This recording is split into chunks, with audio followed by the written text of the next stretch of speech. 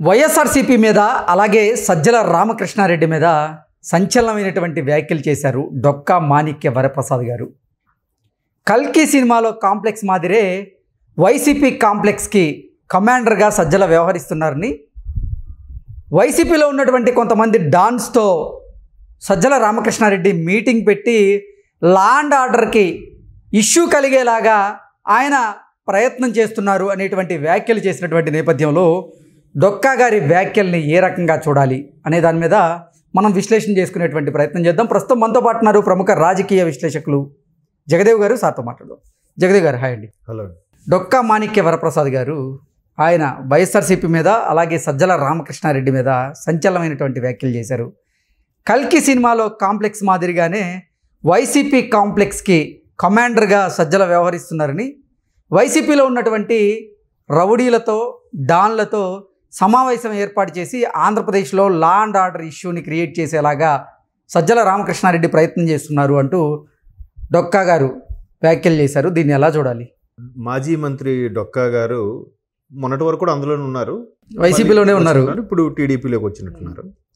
So ఆయనే కాదు, ఇప్పుడు వైసీపీలో ఉన్న చాలామంది కూడా మెల్లమెల్లగా ఓపెన్ అవుతున్నారు, ఒక్కొక్కరుగా చెప్తున్నారు. వీళ్ళందరూ కూడా చెప్పేది ఏంటంటే, ఎక్కువ మంది ప్రత్యక్షంగాను పరోక్షంగాను సజ్జల గారి సంబంధించిన కామెంట్సే చేయడం జరుగుతుంది. ఎందుకంటే రీసెంట్గా విజయసాయిరెడ్డి గారు, శాంతి గారి అంశం తెర మీదకి వచ్చినప్పుడు వైఎస్ఆర్సీపీ నుంచి ఎవరు కూడా దాన్ని ఖండించే ప్రయత్నం చేయలేదు. తర్వాత అలా కాదు, ఊరికే బురద జల్లుతున్నారు, లేదంటే విజయసాయిరెడ్డి గారిని ఇరికించాలని చూస్తున్నారని చెప్పి ఒక్క నాయకుడు కూడా ఎక్కడ మాట్లాడిన దాఖలాలు లేవు. కేవలం విజయసాయిరెడ్డి గారే ఆయనే ప్రెస్ మీట్ పెట్టుకొని ఆయనే మళ్ళీ దాన్ని ఖండించుకొని ఆయనే రకరకాల తర్జన భర్జనలు పడ్డారు తప్ప ఈ సోకాల్డ్ మాజీ మంత్రులు ఎవరైతే ఉన్నారో ఒక 5-6 వాళ్ళెవరు కూడా మాట్లాడలే.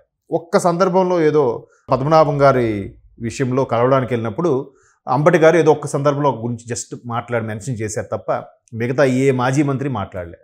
కొడాలి గారు కానీ, మిగతా వాళ్ళు అనిల్ కుమార్ గారు కానీ, రోజా గారు కానీ, ఈ పేరు నాని గారు కానీ ఎవరు ఎందుకు మాట్లాడలేదో తెలియదు.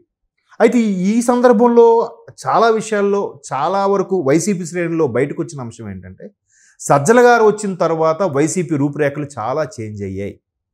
సజ్జల గారే ఆ స్థానం కోసం, వైసీపీలో నెంబర్ 2 స్థానం కోసం విజయసాయిరెడ్డి లాంటి వ్యక్తిని ఈ విధంగా ఇబ్బంది పెడుతున్నారు, ఇరికిస్తున్నారు అన్నట్టు కూడా కొంతమంది మాట్లాడారు. అది గాసిప్సా వాస్తవం అంటే తెలియదు. బట్ విజయసాయిరెడ్డి గారు కూడా ఒక సందర్భంలో ఇలాగే అన్నారు, నాకు సొంత గూటిలోనే కొంతమంది ఇబ్బంది కలిగించేలాగా ఉంటే గనుక నా సొంత పార్టీ వల్లనే వాళ్ళని క్షమించేది లేదు ఈ అంశంలో మాత్రం అని కూడా అన్నారు. సో దీన్ని కంపేర్ చేసుకొని కొంతమంది అనలిస్టులు కూడా దీనిపైన ఒక రకమైన వివరణ ఇచ్చారు. సో ఇప్పుడు కూడా డొక్కా మాణిక్య వరప్రసాద్ గారు ఏం చెప్తున్నారు, నిన్నటి వరకు అంటే ఒక జస్ట్ 4-5 నెలల వరకు ఆయనతో ట్రావెల్ చేసిన వ్యక్తి ఇప్పుడు మరలా బయటకు వచ్చి సజ్జల గారు రీసెంట్గా రిలీజ్ అయిన ప్రభాస్ గారు సూపర్ హిట్ సినిమా కల్కి సినిమాలో ఒక కాంప్లెక్స్ అని ఉంటుంది. కాంప్లెక్స్లో మెయిన్ సుప్రీం ఉంటాడు. ఆ సుప్రీంకి అవసరమైన అన్ని పనులు చేస్తున్న ఒక డాన్ ఉంటాడు, ఒక కమాండర్ మీరు అన్నట్టు. ఆ కమాండర్తో అంటే ఆ సుప్రీం ఎవరైతే ఉన్నారో జగన్మోహన్ రెడ్డి గారిని, ఈ కమాండోని సజ్జల గారితో పోల్చుతూ అక్కడ ఉన్న మనుషులందరినీ పీల్చి పిప్పి చేసేలాగా, వాళ్ళని పీల్చుకుని రక్తం పీల్చేసే వ్యక్తుల్లాగా అనే కంపేర్ చేస్తూ, ఇక్కడ కంపారిజన్ ఏంటంటే, ఏదైతే చంద్రబాబు నాయుడు గారు కూటమి ప్రభుత్వం వచ్చిన తర్వాత డే 1 నుంచి కూడా చట్టపరమైన చర్యలు కూడా తీసుకోలేదు, ఎవరి మీద ఏ కేసులు బనాయించలేదు. ఎంతసేపు రాష్ట్రానికి కావాల్సిన నిధులు, అభివృద్ధి, ఎలాగ రెవెన్యూ జనరేట్ చేయాలి, మనం అనుకున్న పథకాలకు సంబంధించి వీళ్ళందరికీ ఎలాగ డబ్బులు ఇచ్చే పరిస్థితి ఉంది అనే దృష్టి మీద ఉన్నాడు తప్ప ఆయన కానీ పవన్ కళ్యాణ్ గారు కానీ ఈ కేసులు, ఆ రెడ్ బుక్ అంశం గురించి వాళ్ళు మాట్లాడడం తప్ప వీళ్ళేం మాట్లాడలే, కూటమి వాళ్ళే మాట్లాడలే. వాళ్ళు భయభ్రాంతుల్లోనే వాళ్ళే రెడ్ బుక్ అంశం మాట్లాడుతున్నారు కానీ వీళ్ళెక్కడ అంశం లేవనెత్తలేదు.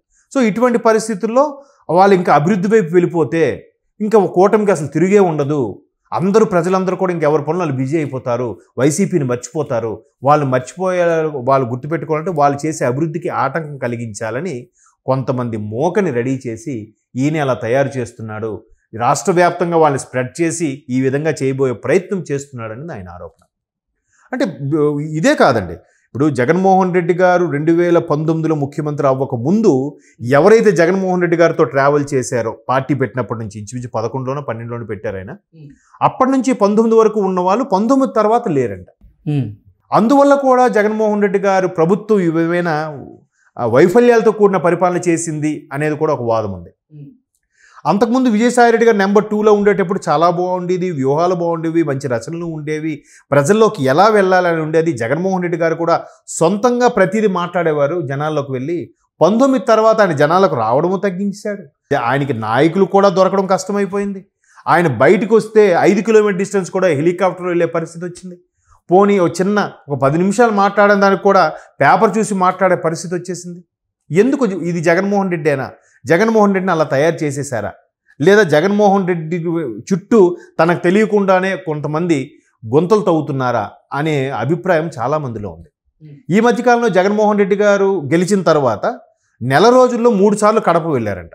3 సార్లు వెళ్ళినప్పుడు కూడా ఎవరైతే జగన్మోహన్ రెడ్డి గారి అభిమానులు, రాజశేఖర రెడ్డి గారి అభిమానులు ఉన్నారో వీళ్ళందరూ ఏజ్డ్ వాళ్ళు కూడా వచ్చి కలిసి, అయ్యా మీరు ఇలా చేస్తుంటూ పోవచ్చు అయ్యా, మీరు ఇలా చేయకపోయింటే బాగుండేదయ్యా, మీరు కొంతమందిని దగ్గర చేర్చారు, వాళ్ళని కొంచెం దూరంగా పెట్టండి అయ్యా, వాళ్ళు కూడా మీకు డ్యామేజ్ అయిందయ్యా అన్నట్టుగా చాలామంది చెప్పుకొచ్చారంట.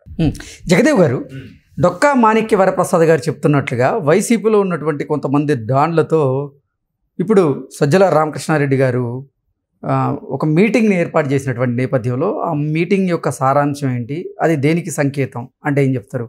మీటింగ్ యొక్క సారాంశం ఏంటంటే, ఆయన మాటల ప్రకారం చూస్తే ఏదైతే కూటమి ప్రభుత్వం దూసుకెళ్ళిపోతుంది అనుకుంటున్నారో, మరలా అమరావతికి పూర్వం వైభవము అభివృద్ధి అయిపోతుంది అంటారు, ఆ అభివృద్ధికి ఎక్కడికక్కడ ఆటంకం కలిగించే ప్రయత్నం చేయబోతున్నారు వీళ్ళ ద్వారా. ఎవరినైతే డాన్లు పిలిపించారో అటువంటి వ్యక్తుల ద్వారా చేపిస్తున్నారు అని వార్తలు, అదే ఈయన డొక్కా వరప్రసాద్ గారు చెప్పడం.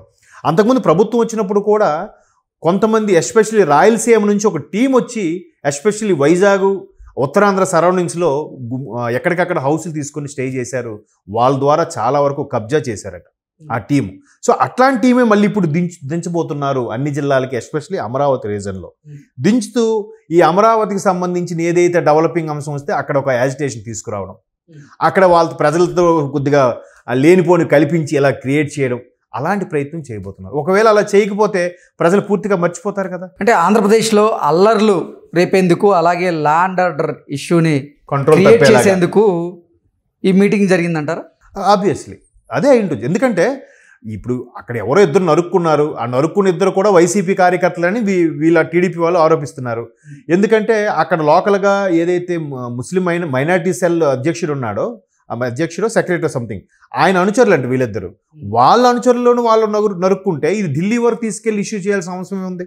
ఇక్కడ సొంత బాబాయ్ చనిపోతేనే ఏ ధర్నా లేదు, ఏ ఇష్యూ లేదు. మరి ఒక సామాన్య కార్యకర్త చనిపోతే అంత ఇష్యూ చేశారు. చనిపోలేదు కూడా, జస్ట్ ఆయన చెయ్యేదో నరికాడు ఆయన. దానికే అంత ఇష్యూ చేస్తే ఇక్కడ మనిషి అయిపోయాడు. దాని గురించి ఎవరు మాట్లాడలేదు, దాని గురించి ఎవరు ధర్నా చేయలేదు. సో ఇట్లాంటి అంశాల మీద ఎక్కడే మనిషి చనిపోయినా ఖచ్చితంగా కూటమి వాళ్ళే చంపేశారు, ఎక్కడ సాధారణంగా ఏం జరిగినా వాళ్ళ గొడవలు పడినా కూటమి అభ్యర్థులే వాళ్ళని చంపాలని చూశారు అనే ఇదిగా జనాల్లో నుంచి క్రియేట్ చేయడానికి వీళ్ళందరూ ఎవరినైతే మీటింగ్ పెట్టారో వాళ్ళందరూ రకరకాల ప్రదేశాలకు వెళ్ళి స్టే చేస్తారు.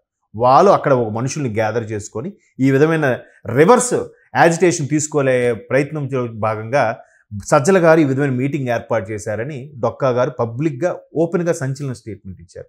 మేబీ సజ్జల గారు దాన్ని ఏమంటారు, సోషల్ మీడియా వింగ్ కూడా అతను వాళ్ళ అబ్బాయి హెడ్గా ఉండేవారు. అప్పుడు కూడా కొన్ని లేనిపోని క్రియేట్ చేశారన్నట్టు కూడా కొన్ని అపవాదులు ఉన్నాయి. మేబీ ఇట్లాంటివి కూడా చేయొచ్చు. ఎందుకంటే అల్టిమేట్గా వాళ్ళ తాపత్రయం ఏంటంటే పార్టీ మనుగడ అవసరం, పార్టీ నెక్స్ట్ ఎలక్షన్స్ వరకు ఉండాలి. ఏదో ఒకటి చెయ్యాలంటే ఐదర్ గుడ్ ఆర్ బ్యాడ్, ఏదో ఒక మార్గంలో వెళ్ళాలిగా, అంతవరకు పార్టీని కాపాడుకోవాలిగా. చేసినా ఆశ్చర్యపోనక్కర్లేదు. గత 5 ఏళ్ళు చూసాంగా చాలా రకాలుగా. ఓకే అండి, థ్యాంక్ యూ సో మచ్.